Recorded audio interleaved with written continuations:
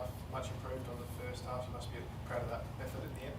Yeah, it was. Look, it was pleasing to fight the game out. I think we sort of gave ourselves what we thought was a chance with about 6 minutes to go. I think the score was about 5 goals down, so we sort of pulled a few levers to get a bit more aggressive and go after the game, and then they got those final 3 goals, which can always be a product if you don't get your aggressive style right.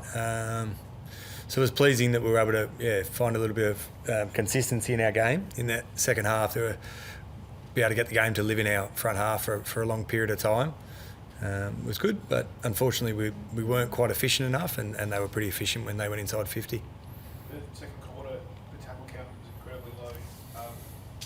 Did that frustrate you at the time? What did you say at half time to try and lift that? It was a really interesting game, and it's there's a bit to it. So the tackle count was low, the tackle efficiency was low, so our fundamentals were a bit off compared to theirs. But I thought we fueled their game a fair bit in the first half in particular. Just our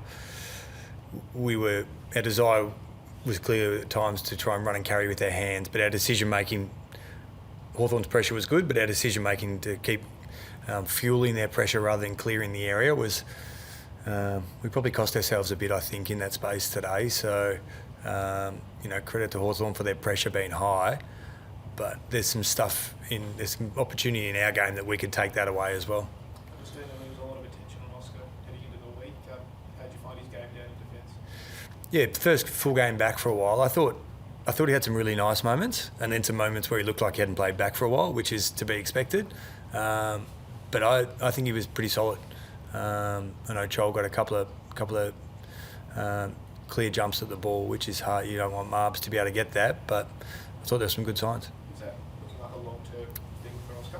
Yeah, potentially. Yep, we're open to it, and we're just going to work our way through it with Oz and our team. But yeah, potentially. Did you consider throwing him forward when the game wasn't on your terms, sort of during the second, third quarter, or do you want him to get continuity in playing behind the ball? I think the game was on our terms in the third quarter for a fair chunk of it. I think we spoke about it, to answer your question, we did, but I don't know if that was totally fair on Oscar. I think that he'd built up going into the game to play as a back, so we just stuck to that, and he had some moments where he kept growing. Brady Hough into the midfield. It's the second time we've done it this year from my recollection. Obviously his first full game there. How did you find his performance, and what's inspired that move? Because he's a pretty handy lockdown defender as well. Yeah, he is. He's a really good player, and I think there was always potential that Brady was going to become a mid.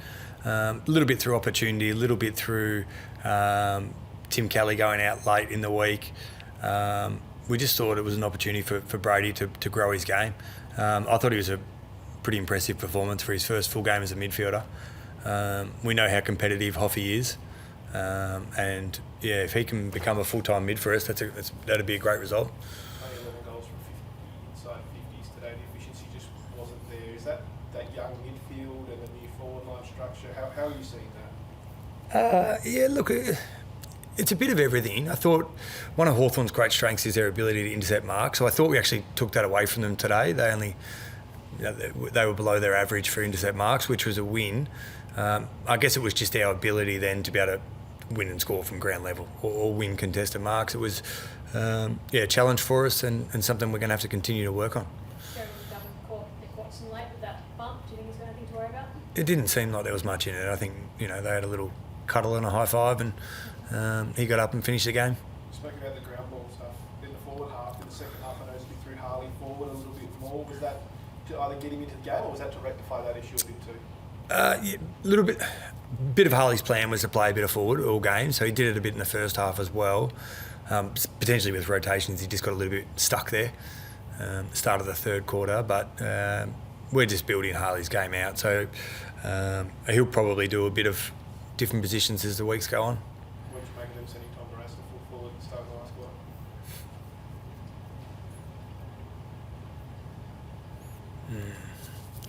I probably shouldn't say it because I don't know what was going on in their team, to be honest, but that's their prerogative, I suppose.